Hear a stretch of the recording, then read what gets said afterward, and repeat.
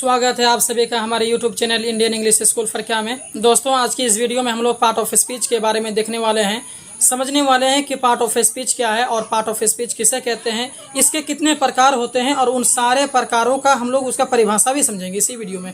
तो दोस्तों यहाँ देखिए, part of speech, part means क्या होता है? पार्ट मीन्स होता है हिस्सा। क्या होता है? हिस्सा। और ऑफ मीन्स क्या होता है? का। स्पीच मीन्स बात, यानी बात का हिस्सा। कहने का मतलब ये है, पार्ट ऑफ स्पीच का हम लोग इस तरीके से मीनिंग निकाल सकते हैं, उसका परिभाषा ऐसे कह सकते हैं कि अंग्रेजी में जितने भी शब्द हैं उनको वाक्यों में प्रयोग के हिसाब से और उसके काम के हिसाब से पार्ट ऑफ स्पीच को 8 भागों में बांटा गया है और उन प्रत्येक भाग को ही हम लोग पार्ट ऑफ स्पीच कहेंगे। जैसे पहला भाग आपका आता है, जैसे पार्ट ऑफ स्पीच को 8 भागों में बांटा गया है, तो पहले भाग को हम लोग कहते हैं नाउन, दूसरा में आता है आपका pronoun, adjective, verb, adverb, preposition, conjunction, interjection. तो सबसे पहली बात आती है नाउन की। नाउन हम लोग किसे कहते हैं? नाउन कहते हैं कि किसी भी व्यक्ति, जानवर, स्थान या वस्तु के नाम को हम लोग नाउन कहते हैं। जैसे आप ये वीडियो देख रहे हैं, वीडियो के अंदर में आपको क्या दिख रहा है? व्हाइट बोर्ड दिख रहा है। इसी व्हाइट बोर्ड, ये जो व्हाइट बोर्ड नाम पड़ा, यही है आपका नाउन। मैं क्या प्रयोग कर रहा हूँ? मार्कर। यही मार्कर हो गया आपका नाउन। आप क्या यूज कर रहे हैं? अभी मोबाइल यूज कर रहे हैं, मोबाइल हो गया आपका नाउन। आप जो वीडियो देख रहे हैं, आपका कुछ ना कुछ नाम जरूर होगा, उसी नाम को ही नाउन कहते हैं। कहने का ये मतलब होता है कि दुनिया के अंदर में जितनी भी चीजें हैं, उन सारे चीजों का कुछ ना कुछ नाम होगा और उन्हीं नाम को ही हम लोग नाउन कहते हैं। उम्मीद है आपको समझ में आ गया होगा। तो देखिए, मैं आपसे कुछ क्वेश्चन कर रहा हूं, आप उसका जवाब दें। जैसे अगर मैं कहा मोबाइल, मोबाइल, क्या ये मोबाइल नाउन है? जी, आपने बिल्कुल सही कहा, मोबाइल भी एक नाउन है। क्यों? क्योंकि मोबाइल ये भी तो किसी का नाम है, कोई वस्तु का नाम है, तो ये नाउन हो गया। जैसे मैं अभी कुछ वस्तु का नाम ले रहा हूँ, जैसे बांस, वो भी तो एक नाम है, वो भी नाउन हो गया। मैं बोल रहा हूँ चार्जर, चार्जर भी तो कोई एक वस्तु का नाम है, वो भी नाउन हो गया।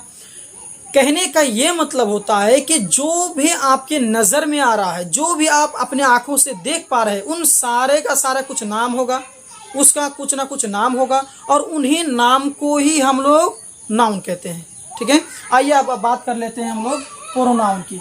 प्रोनाउन किसे कहते हैं? देखिए, प्रोनाउन, देखिए मैं इसका परिभाषा लिखा देता हूँ, मैंने अभी लिखाया नहीं है, सिर्फ ऐसे बोल दिया। अब मैं इसका परिभाषा भी लिखा देता हूँ नाउन का, ताकि आप उसे याद भी करें। तो मैंने यहाँ पर जो इसका परिभाषा लिख दिया है।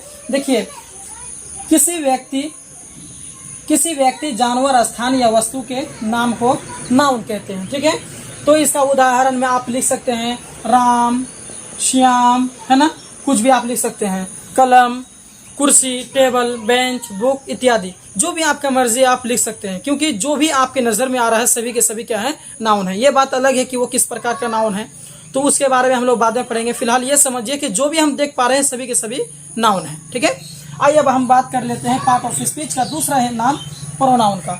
तो देखिए, प्रोनाउन क्या होता है? प्रोनाउन वह शब्द है जो किसी नाउन के बदले आए, जैसे I, we, you, he, she, it, they. कहने का यह मतलब होता है कि नाउन के बदले में आ जाए, जो चीज नाउन के बदले में, यानी नाउन ना आकर के उसके बदले में जो चीज आए, उसी को हम लोग कहते हैं pronoun. Ram is a good boy, meaning क्या होता है? राम एक अच्छा लड़का है। तो अगर इस जगह में राम क्या है? नाउन है। राम क्या है? नाउन है, किसी का नाम है राम, तो राम एक अच्छा लड़का है। राम की जगह में मैंने कहा ही। क्या कहा? He is a good boy, वो एक अच्छा लड़का है। कौन एक अच्छा लड़का है? राम एक अच्छा लड़का है, क्योंकि मैं राम के बदले में मैंने ही का प्रयोग किया। तो यही जो नाउन की, राम क्या नाउन है और नाउन के बदले में मैंने ही का प्रयोग किया, तो यही हो जाएगा आपका प्रोनाउन। समझ में आ रहा है? यानी जो चीज हम नाउन के बदले में प्रयोग करते हैं, उन्हीं को हम लोग कहते हैं प्रोनाउन। ठीक है, जैसे मैंने यहाँ पर क्या कहा? Ram is a good boy, Ram एक अच्छा लड़का है। तो अब मैंने उसके राम का नाम ना लेकर के मैंने कहा he is a good boy, वह एक अच्छा लड़का है। कौन एक अच्छा लड़का? राम एक अच्छा लड़का है, यानी राम के बदले में आपका ही आया हुआ है, तो इसीलिए ही को हम लोग कहते हैं प्रोनाउन। ठीक है, जैसे आपका कुछ नाम होगा, जैसे कि मैंने मान लिया कि किसी का नाम है श्याम, तो जैसे श्याम, आपका नाम मानिए श्याम है, तो मैंने कहा कि श्याम अच्छा लड़का है। अब मैं उसकी जगह में आपका नाम ना लेकर के मैंने कहा कि वो क्यूट है, वो स्वीट है, ऐसा मैंने कहा। तो इसी को हम लोग जो नाउन के बदले में जो मैं इस्तेमाल करूंगा और उन्हीं को हम लोग कहेंगे क्या, प्रोनाउन। यानी जो नाउन के बदले में आए उसी को कहते हैं प्रोनाउन। तो आइए बात कर लेते हैं हम लोग पार्ट ऑफ स्पीच का तीसरा पार्ट, एडजेक्टिव के बारे में। एडजेक्टिव की परिभाषा कह लीजिए कि वह शब्द है जो किसी नाउन या प्रोनाउन की विशेषता बताता है। यानी जो नाउन या प्रोनाउन की विशेषता बताएगा। विशेषता मतलब होता है उसके बारे में कहेगा, वो अच्छा है, बुरा है, खराब है, लंबा है, चौड़ा है, वो किस प्रकार का है, उसी को कहते हैं विशेषता। यानी उसके गुण बताएगा। तो एडजेक्टिव का काम होता है कि जो नाउन या प्रोनाउन की विशेषता बताना, उसके बारे में कहना कि वो किस प्रकार का है। आइए उदाहरण के साथ समझ लेते हैं। देखिए, मैंने कहा Mohan is tall. Mohan is tall, Mohan लंबा है। यानी मोहन कौन है, नाउन है। मैंने क्या कहा, नाउन की विशेषता बताएगी। मोहन क्या, नाउन है, यानी मोहन लंबा है। मोहन के बारे में कह रहा है कि मोहन लंबा है। तो जो नाउन के, यानी नाउन के बारे में कह रहा है, तो नाउन के बारे में जो कहे उसी को हम लोग कहते हैं क्या, एडजेक्टिव। तो यहाँ पर टॉल क्या हो जाएगा, एडजेक्टिव। आया समझ में, जो नाउन की विशेषता को बताएगा। दूसरा एग्जांपल कह लीजिए, दिस कार इज रेड। यह गाड़ी लाल है, यह गाड़ी लाल है। तो कौन गाड़ी, यह गाड़ी लाल है। यानी यहाँ पर कार के बारे में बता रहा है, यह गाड़ी लाल है। तो कार क्या, नाउन है, नाउन के बारे में बता रहा है कि लाल है। तो रेड बता रहा है यानी लाल है, ये रेड कह रहा है कि यह गाड़ी लाल है, गाड़ी के बारे में कह रहा है, तो ये रेड हो जाएगा हमारा एडजेक्टिव।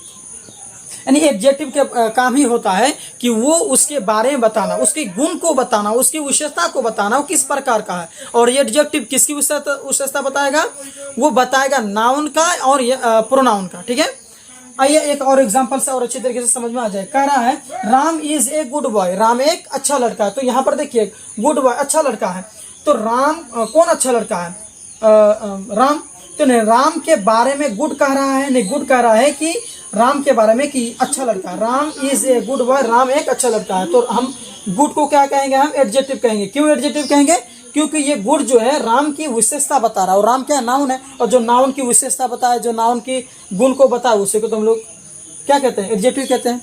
आइए, बहुत ही आसान है दोस्तों। आइए हम लोग वर्ब के बारे में समझ लेते हैं। वर्ब क्या है, देखिए, वर्ब वह शब्द है जिससे किसी काम के करने, दशा या स्वामित्व का बोध होता है। जैसे गोपी प्लेस, कहने का मतलब होता है वर्ब से हम कोई काम हमें समझ में आ जाए, जिससे हमें कोई काम समझ में आ जाए, हम उसी को कहेंगे वर्ब। जैसे गोपी प्लेस, गोपी खेलता है। खेलना कोई काम है कि नहीं है, गोपी खेलता है, तो खेलना कोई काम है। तो ये प्लेस मैंने खेलना होता है, तो यही खेल क्या हो गया, आपका वर्ब हो गया। जैसे खाना, पीना, रोना, सोना, चलना, टहलना, बोलना, पढ़ना, लिखना, सोना, जागना, उठना, बैठना, ये सभी के सभी क्या है, आपका काम है। और इसी को हम लोग कहते हैं क्या, वर्ब। वर्ब से कोई काम करने समझ में आ जाए, यानी जिससे कोई काम करना या होना समझ में आ जाए, हम उसे को क्या कहेंगे, वर्ब कहेंगे। जैसे मैंने यहाँ पर एग्जाम लिया है, गोपी प्लेस। गोपी खेलता है, तो क्या हो जाएगा, ये प्लेस क्या हो जाएगा, आपका वर्ब हो जाएगा, क्योंकि इससे कोई काम समझ में आ रहा है। राम इज इल, राम बीमार है। तो इससे हमें दशा का पता हो रहा है कि क्या है वो, राम क्या है, बीमार है। तो इस क्या हो जाएगा, आपका वर्ब हो जाएगा। इसी तरह Radha has a doll, Radha के पास एक गुड़िया है, इसमें हैज आपका क्या हो जाएगा, वर्ब हो जाएगा। यानी वर्ब से मुराद, वर्ब उसको कहेंगे जिससे कोई हमें काम समझ में आ जाए, जिससे कोई काम होना या करना समझ में आ जाए, हम उसे क्या कहेंगे, वर्ब कहेंगे। ठीक है, आइए हम बात कर लेते हैं एडवर्ब की। एडवर्ब मतलब, एडवर्ब वह शब्द है जो किसी वर्ब, एडजेक्टिव या दूसरे एडवर्ब की विशेषता बताता है। ये थोड़ा बहुत मिलता जुलता है किसके जैसा, एडजेक्टिव के जैसे। मैंने अभी बताया 3 नंबर में जो एडजेक्टिव है, एडजेक्टिव को मैंने समझाया। एडजेक्टिव का काम क्या होता है कि जो नाउन या प्रोनाउन की विशेषता बताएगा, उसकी गुण बताएगा कि नाउन क्या है, प्रोनाउन क्या है, उसके बारे में कहेगा। तो हम लोग उसको कहेंगे जो है एडजेक्टिव। अब इसमें क्या है, एडवर्ब में क्या है कि एडवर्ब में क्या है कि वर्ब के बारे में विशेषता बताएगा, एडजेक्टिव के बारे में विशेषता बताएगा, एडवर्ब की विशेषता बताएगा। यानी 1 2 3 इन तीनों की, यानी वर्ब, एडजेक्टिव और एडवर्ब, इन तीनों की विशेषता बताएगा कि वो किस प्रकार का है, लंबा है, चौड़ा है, काला है, गोरा है, नाटा है, छोटा है, मोटा है, किस प्रकार का है वो बताएगा। और उसी को हम लोग कहते हैं एडजेक्टिव। यानी एडजेक्टिव काम होता है विशेषता बताना, उसकी गुण बताना। और किसकी गुण बताएगा? वर्ब की, एडजेक्टिव की और एडवर्ब की। जैसे मैंने यहाँ पर एग्जाम लिया, 3 एग्जाम्पल। जैसे मोहन वॉक्स स्लोली, मोहन धीरे से चलता है, धीरे धीरे चलता है। तो यहाँ पर चलने के बारे में कह रहा है कि मोहन जो चलता है उसकी जो चाल है वो चाल क्या है? धीरे धीरे है। तो ये यानी आपका वर्ब के, और वक्स क्या वर्ब है ना, यानी चलना टहलना एक भी काम है। तो वक्स क्या वर्ब है, वर्ब की विशेषता कौन बता रहा है? स्लोली, यानी धीरे धीरे चलता है, चलने का अंदाज बता रहा है कि चलता कैसे? धीरे धीरे। तो इसी स्लोली को हम लोग कहते हैं एडवर्ब। ठीक है। उसके बाद देखिए, इट इज वेरी रेड, ये बहुत लाल है। तो देखिए रेड क्या है? एडजेक्टिव है। मैंने कहा कि जो लाल, खराब, हरा, छोटा, मोटा, ये सभी के सभी एडजेक्टिव होते हैं। ठीक है। तो यानी एडजेक्टिव की विशेषता बता रहा है। जैसे ये जो है वेरी, यानी एडजेक्टिव विशेषता बता रहा है, किसमें? एडजेक्टिव है। यानी बहुत लाल है, यानी लाल में और इजाफा कर दे, बहुत लाल है, यानी एडजेक्टिव की विशेषता बता रहा वेरी। तो ये वेरी हो गया आपका क्या? एडवर्ब। यानी जो एडजेक्टिव की विशेषता पता है वही है वर्ब, ये एडवर्ब। ठीक है। उसके बाद में ही वॉक्स वेरी स्लोली, देखिए ही वॉक्स वेरी स्लोली, वो बहुत धीरे धीरे चलता है। यानी ये स्लोली क्या है? एक तो खुद एडवर्ब है, क्योंकि ये स्लोली वॉक्स की विशेषता बता रहा है। मैंने 1 नंबर में समझाया यहाँ पर, है ना। तो वॉक्स की, ये तो स्लोली जो वॉक्स की विशेषता बता रहा है, और स्लो ये तो खुद एडवर्ब हो गया। और इस एडवर्ब की फिर जो है कि विशेषता बता रहा वेरी, यानी वो बहुत धीरे धीरे, यानी धीरे धीरे में और इजाफा कर दिया, बहुत धीरे धीरे। यानी एडजेक्टिव की विशेषता फिर यहाँ पर वर्ब बता रहा आपका। ठीक है। कहने का ये मतलब होता है एडवर्ब हम उसको कहेंगे जो किसी वर्ब की, एडजेक्टिव की या दूसरे एडवर्ब की विशेषता बताए, उसके गुण को बताए, उसी को हम लोग कहते हैं क्या? एडवर्ब। ठीक है। तो आइए हम लोग इसका जो है कि प्रीपोजिशन के बारे में समझ लेते हैं। देखिए प्रीपोजिशन मतलब वह शब्द है जो प्रायः किसी नाउन या प्रोनाउन के पहले आकर उस नाउन या प्रोनाउन का संबंध वाक्य में प्रयुक्त किसी अन्य शब्द या शब्दों से कराता है। कहने का मतलब होता है, प्रीपोजिशन का मतलब होता है जोड़ना। क्या होता है? जोड़ना। यानी दो शब्द या शब्दों को जोड़ने का काम करेगा वो। जैसे यहाँ पर है she is in the room, देखिए रूम का संबंध अलग है और शी यानी वो, यानी कोई एक प्रोनाउन है ये, तो ये प्रोनाउन का और नाउन का दोनों का, ये दोनों अलग अलग है और इन दोनों को जोड़ने का काम कर रहा है ये। ठीक है। यानी she is in the room, वह कमरा में है, वह कमरा में है। तो यहाँ पर शी जो है ये अलग है और रूम अलग है, इन दोनों को जोड़ दिया इन, तो यही इन हो गया आपका क्या? प्रीपोजिशन। कहने का मतलब होता है कि अगर दो शब्द या शब्दों को अगर जोड़ता है कोई, ये शब्द है ना, शी एक अलग शब्द है, रूम अलग शब्द है, यानी वह और रूम ये दोनों अलग अलग है और इन दोनों को जोड़ा कौन? इन। तो ये इन हो गया आपका प्रीपोजिशन। ठीक है। यानी प्रीपोजिशन का काम क्या होता है? दोनों को जोड़ना। दूसरा एग्जाम्पल में है the cat is on the table, बिल्ली टेबल पर है। देखिए बिल्ली एक अलग शब्द हो गया, टेबल अलग हो गया। बिल्ली और टेबल अलग अलग चीज है, लेकिन उन दोनों को जोड़ दिया कौन? ऑन। यानी the cat is on the table, बिल्ली टेबल पर है। तो ऑन ने आकर के इन दोनों को, यानी टेबल को और कैट को दोनों को जोड़ा, तो इसीलिए हम वन को क्या कहेंगे? प्रीपोजिशन कहेंगे। ठीक है। उसके बाद में 3 नंबर का एग्जाम्पल है दिस इज फॉर यू। तो यहाँ पर देखिए ये इसका माना होता है दिस इज फॉर यू, ये तुम्हारे लिए है। तो यू ये एक अलग शब्द हो गया और दिस ये अलग हो गया। ठीक है। तो ये और यू यानी तुम कौन है? दिस को और यू को जोड़ कौन रहा है? फोर जोड़ रहा है, यानी ये तुम्हारे लिए है, तुम्हारे खातिर है। तो फोर आकर के इन दोनों को जोड़ा, तो जो जोड़ने का काम करता है उसी को हम लोग कहेंगे प्रीपोजिशन। ठीक है। प्रीपोजिशन का काम क्या है? जो शब्द या शब्दों को जो जोड़ता हो उसी को हम लोग कहेंगे प्रीपोजिशन। ठीक है।